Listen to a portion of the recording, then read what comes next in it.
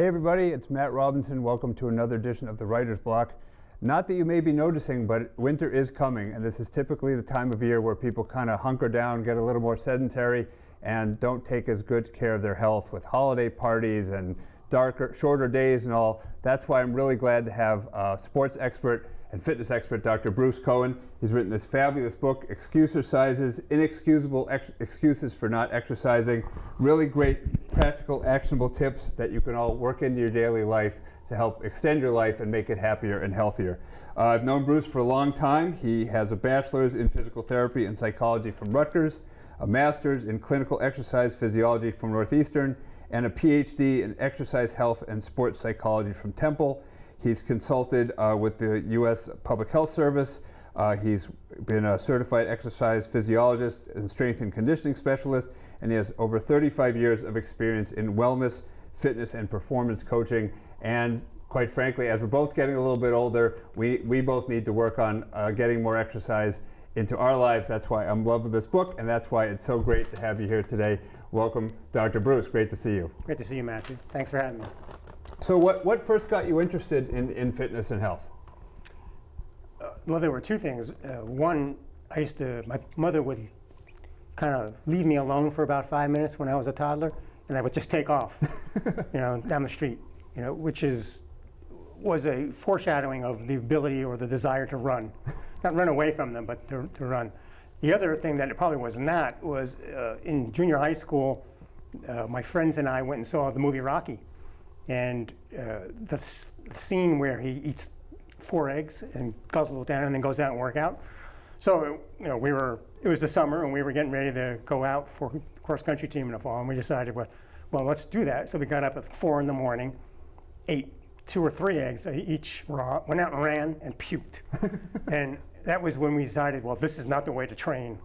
So we tried it the next day with 2 eggs, and the same thing happened. And the third day we said, no more eggs. So, but that's not the reason why I went into the field. That was anything that would be the reason why not to go into the field. But I actually wanted to be a veterinarian all my life. And then that was my freshman year in college. I was pre-med. But then I decided, wait a second. When I found out you have to go to school for like 12 years, I said, forget about it. I'm not going to go to school for 12 years, which is ironic because I ended up going to school for 12 years, just spreading it out over 20 years.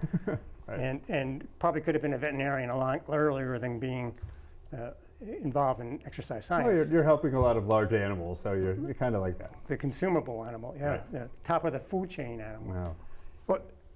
But the reality is I participated in sports young, Little League, then in junior high school it was running. And initially it was running because the basketball coach was also the cross-country coach. So he said, if you're not going out for a fall sport, come on out, get yourself ready for the wintertime for basketball, which a bunch of us did. We were in excellent shape, but our team sucked. We didn't really win very much. But we ran a lot. And by the time I was a freshman in high school, I was running actually up at the varsity. Our junior high school was 7th, 8th, and 9th, and then you went on to the high school but we would run up to the actual practice every day 3 miles away. Another friend of mine and a teammate, and then we ran in a race one day, and both of us, he came in first, I came in third against this other high school team, and we're like, wow. The coach said, well, you guys have to keep running for us. So I ran so far away. I ran for high school, I ran college, I ran after college competitively, and then got back to playing basketball again, which is actually more tolerable running, short bursts, and you can control a little bit better. Right. Well, they have different benefits, the different styles of running, right? Is there still something to the aerobic versus anaerobic theory, or has that kind of been changed? Oh no, there is quite a bit of literature that would say run both, do both if you can, in a best world. And that's one of the things that occurs during training for running, is that you would run some shorter burst of intervals with different amounts of recovery time in order to train your lactic acid system and recovery system. And then you would run longer mileage to be able to handle the total volume of a longer race. So there's value that works on different systems in the body. So to kind of jump forward to the most recent part of the story of the book, especially in this part of the world where, people aren't so keen to get up at 4 in the morning when it is colder in the morning and darker and all. Is that one of the main reasons? Do you find like different regions of the country have more or less challenge with keeping up their fitness because of weather or workload or things like that, or is it pretty universal? And to your point, I mean, a lot of the triathlon community you'll find in one or two places in the country. A lot of them in San Diego, because the weather is consistent all year round, and you can, plan on your schedule pretty regularly without interruption. The other group likes to go up to like the mountains in Colorado, but that's for purposes of taking advantage of being at elevation and increasing your red blood cells. So there's, there are different areas of the country that lead themselves to participating in different sports. That would be kind of interesting if you chose where you live based upon whether, you wanted to be more active outdoors. And I imagine people do that. They say, I want to move to California. I'm going to take up surfing. I'm going to do all these outdoor activities. And of course, some people go out there and then they never do any of those things. Right. So, but at least they get to watch the sunset on California on the beach. Not a bad thing. Yeah. So you've talked about kind of like your personal impetus for getting into fitness. What were some of your first professional experiences in the field? Actually, when I was in college, undergraduate, I ended up the last couple of years coaching with my former high school coaches for cross country and track. They were different coaches, and that was a real hoot because you got to learn what their psychology was of participating in sport. And back then, this is 150 years ago, the cross country coach was an English teacher, and the track coach was a math teacher. So, they don't really have the background necessarily in it, but they were very good at motivating people and including people to participate. And encouragement, I think, was the big thing that in a scholastic sport is noticeable. So that was shed a lot of the groundwork that I thought about maybe one day even going back to coaching, whether it's necessarily for a team or individuals would be sort of the impetus to do that. From that, I decided, well, I'm going to go back to school and get another master's. So I came up to Northeastern to get my master's in clinical exercise physiology, and I started working actually with the intention to go into cardiac rehab field. I went over to, at the time there was Choate Sims Hospital, which doesn't exist anymore, but they had a special diagnostics division where you do stress testing for patients. So that was my step into that, but I was sort of thinking I would kind of evolve it from that, and I picked up an advertisement one day and saw there was a job for a personal fitness trainer from this individual, Joe Ingemi, on the North Shore, who I got to work with for years until he finally just recently retired.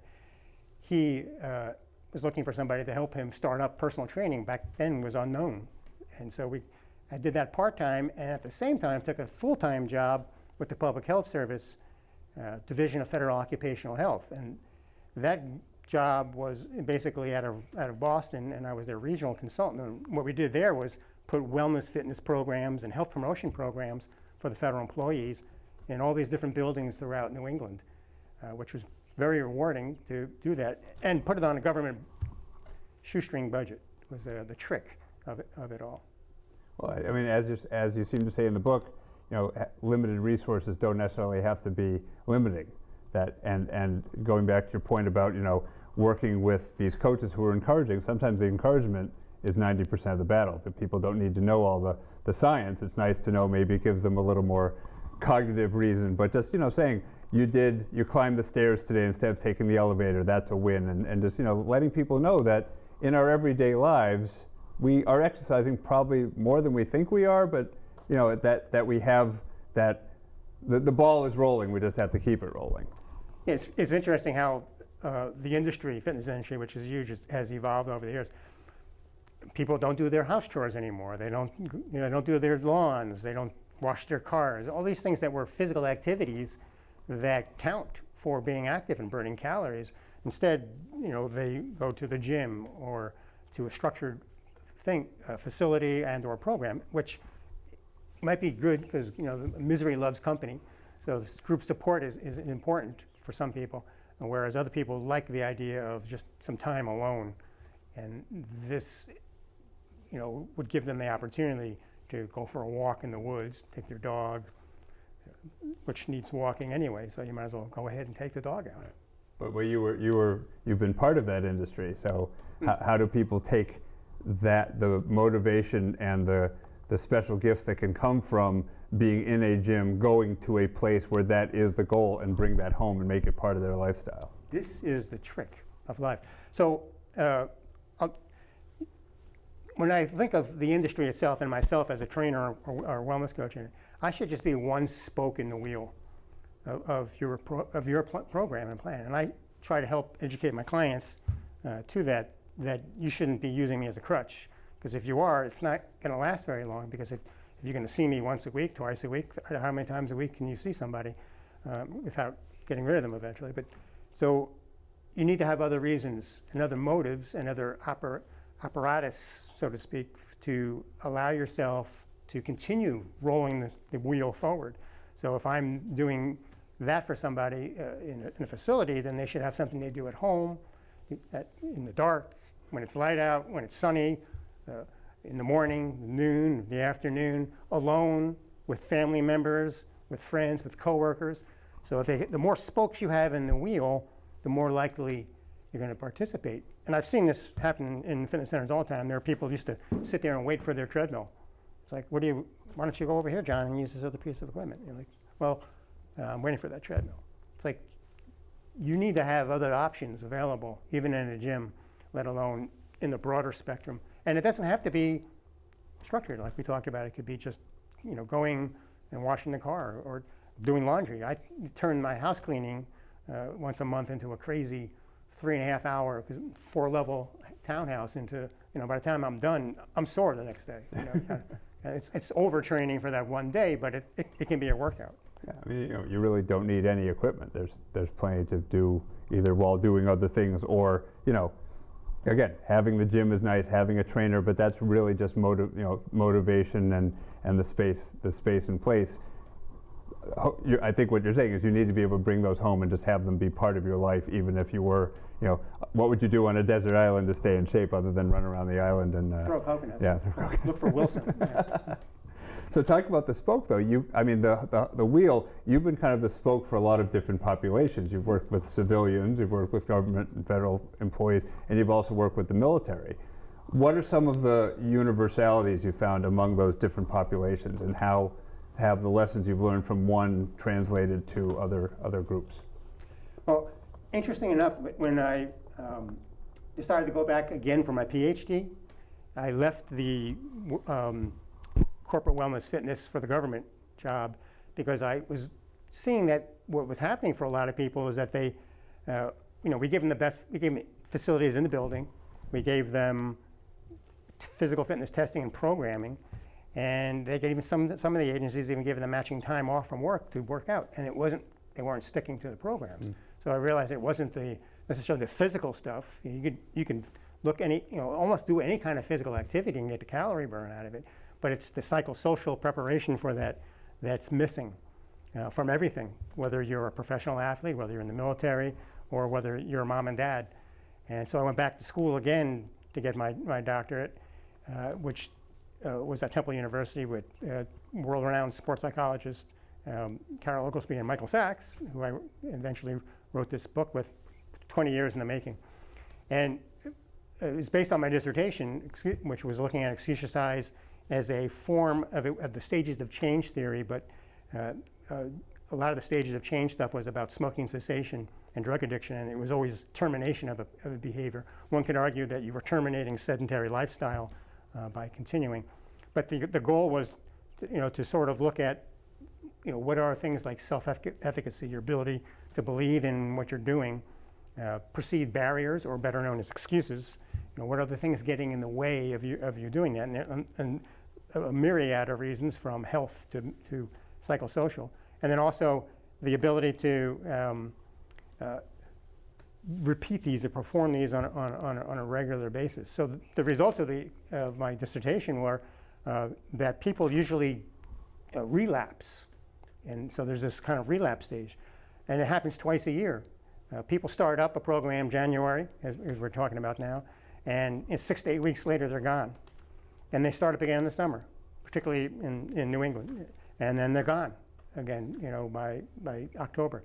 So this cycle of working out for 6 or 8 weeks and then doing nothing for 3 months, and then the same thing again is, you make good progress in 6 or 8 weeks. And then when you realize, for a lot of people, I think when they realize I haven't done the dishes in 5 days because it took me 20 minutes to get to the gym, an hour to the gym, take a shower and get back. It's a 2-hour process at least. And I don't have 2 hours to do work out every day because I have all these other things to do. So it's not the fit for that person to be doing that. So the other thing is that motivations are different for different people, and different stages of life is very important. When we're young, we're out for sport to be with friends, right? When you're, or compete. And then when you get in your 20s and 30s, maybe you're doing it, for a little bit of socialization, but you might be doing it, start thinking about health. And then as we get to our 40s and 50s and 60s, then it becomes about, wellness and staying well. But seniors will often indicate that their reason for exercising is social again. So if you go to the gym between the hours of 9 and 11, you'll find the seniors working out after the morning rush goes by. So there's a built-in change in our lifespan about the motivations and the importance that exercise plays or doesn't play. Have you noticed any significant changes through the pandemic in terms of people, obviously the market for home equipment went way up. Has that been lingering, or are people using them as coat racks and things like that more often?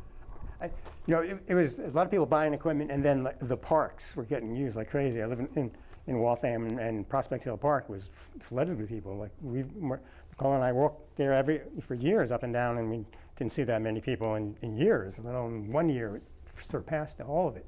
So I think part of that has lingered. People have incorporated that in. It's tough. We know the market is such. Every January, a bunch of people decide they're going to work out, and within 6 to 8 weeks, 50% of them drop out, and then by the time 3 months roll around, we're back down to the same 20% of people who participated previously. So it's a hard sell for people unless they believe they're susceptible to illness and disease, which is part of the old health belief model. And younger people don't think they're susceptible to those kinds of things. And unfortunately, as we age, we realize we are a little more susceptible, and that becomes a reason more to exercise than previously. I know for myself, working from home, I use a lot of YouTube videos and DVDs, and and I have some minimum equipment. I have my heavy bag from when I taught boxing. I was inspired by Rocky too. Hey, yeah, exactly. So so it's kind of been my way for a long time. I was work from home before it was hip. So I was just kind of wondering. I know that a lot of my neighbors during COVID got bikes and treadmills and things like that. Are gyms hurting now? What are they doing to try to bring people back? What are some of the trends you've seen in the past few years in terms of getting people to stay motivated? It's a good question. Some gyms have returned very vibrantly, and others have not. Corporate Wellness Fitness, for example, has changed. I run 2 facilities in Boston. One went back online finally last March of 2022. The other one is still closed. The reason being is that employees are still working from home. So an employee has to make a decision. If they're not coming into the office that often, should I join the facility in the building or not? So the tipping point seems to be about if you're coming into work twice a week, then somebody says, well, I can justify joining the fitness center, even though it doesn't cost that much, but it's right there. And otherwise, they have to do something at home. And more often than not, people bought the home equipment to do that. So there's a trade-off. There's been an expansion of a lot of the different programming that's available online, which is phenomenal. But some people are not, in tune with being online. Again, they want the experience of being there in person, even if you can join a group exercise Peloton class or something online. It's not the same. They want to hit somebody or be hit, so they want to go to a boxing club. Boxing clubs, but that took a step back too, and it seems to be coming back now. But it's that time of year again now when we're going to see we're going indoors again more often, and people may put their mask back on a little bit more or not participate. So are there new excuses now? Like, I bought the equipment, but I still have have more work to do, or? I think I need newer equipment. Yeah. Right. Yeah. I think one of the things I learned. So after I did work with athletes for a while, Evolution Sports Science. I think it's when we met when I was over in Waltham at Health Point, where we looked at what athletes do. And athletes tend to be a little bit different. Professional athletes or amateur athletes, they are the opposite in some terms. You have to slow them down because they will overtrain and get hurt, which is the opposite of most people. Most people, 80% of the population, don't work out frequently enough, so you have to give them reasons to exercise. But this goes to what you were speaking about earlier. We train individuals to push and recover, stress recover, stress recover, stress recover, and that's how the body grows. The mind is like that too, expands. That's why we don't remember too much if we cram all these information in our heads the night before an exam. You're better off putting a little bit in, recovering, sleeping, come back the next day, study a little bit more. So that kind of philosophy will help people improve their performance. And we see this, and I've worked with the military for a number of years with the Army here in Natick, the Army labs, at the United States Army Research Institute for Environmental Medicine. That's a nice acronym. The Military Performance Division, where we look at trying to make, my area was making soldiers mentally, physically tougher while not breaking them. So how do you push them and then help them recover and train more effectively, more efficiently, and hopefully instill it in their life? Because for a soldier going through basic training, they're not a soldier yet, they're a recruit, those people are being told what to do all the time. So there's not much choice like you and I have, or most of our clients we're talking about. You have to do this. And that can help them. It can also hurt them. Sometimes, the exercise is not, it's used as punishment for not participating or doing things correctly, which is the wrong message you send out, and the Army is trying to change that. They've also changed what they do. They used to have this physical fitness test where it was push-up, sit-up, and 2-mile run. And they've gone away from that now. There's a combat test, which has sort of a obstacle course to it, which is kind of almost fun. And then they also have what I was there working on for a number of years was called the OPAT, the Occupational Physical Assessment Test. And that was designed to make sure that the person who was going into a certain job had the physical fitness aptitude for that job, regardless of sex, gender, or age or race. So that was a big project that also helped the Army decide, well, so we're not exactly look the best, then I might be the fittest push-ups wise, but can they do the job correctly? So the OPAC consisted of a bunch of tests that we associated with performance on these tasks. Can you lift a 90-pound shell and put it and stack it inside a tank? Right. If that's your job, then you need to be able to do that. But there are certain tests like that. So we have the push-up. Those tests went out the window, and we used the occupational physical assessment tests, which are basically a medicine ball put, a long jump, a squat, and the beep test, instead of going out on a 2-mile. So that these kind of tests could be put around the country in your recruiter's office to determine when someone comes in, well, I want to do this for my job. And I'm like, well, are you qualified? Right. And that way we reduce injury, and we also put people in the pool that says, well, I can stay on my job longer, and I can keep working out longer, and everybody's happy. So you've worked with a wide range of populations, and you already talked about kind of the arc of through life, how your focus and your reasons for exercising may change. What is like the sweet spot for excuses, and how did dealing with that kind of high point inform your book, and can be, what parts of those lessons can be taken by everybody? So the concept of the Excusercise comes from the dissertation earlier, 20 years in the making. But it's been employed already, deployed. I've been using it with clients for decades. In terms of, I have a survey where I asked them what are their excuses. The object is to reduce your relapse time. Plan for it. We all have times when we are doing we're stressed and we can't do what we normally would do or like to do.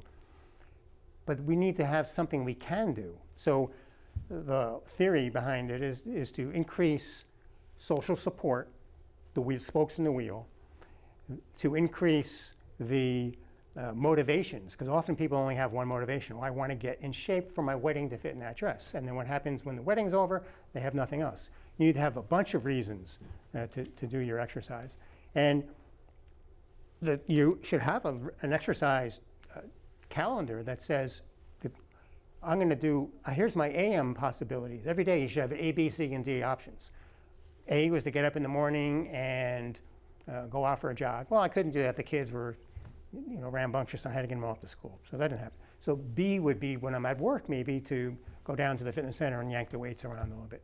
C might be later on in the day to walk the dog for an extended walk. So having a bunch of things that are put in that you could do with yourself or with others, with family members, play kickball, play tag with the kids, hide and seek in the house, hide and seek outside, doing something on the weekend, going away, going on many hikes. Those kinds of things allow the experience to be spread out across a bunch of things. And so in case one of them's not working out well or it doesn't fit in your schedule, you have another one option. And people don't plan like that for themselves, for their own workout. So that would be one of the things about this book. Tells you how to counter those excuses with a bunch of, here's 50 excuses and here's a bunch, 10 countering strategies for that specific exercise.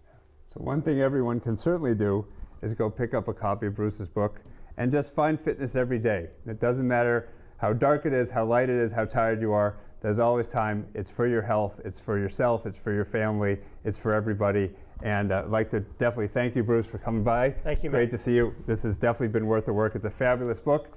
Check it out, please, and check us out next time on The Writer's Block.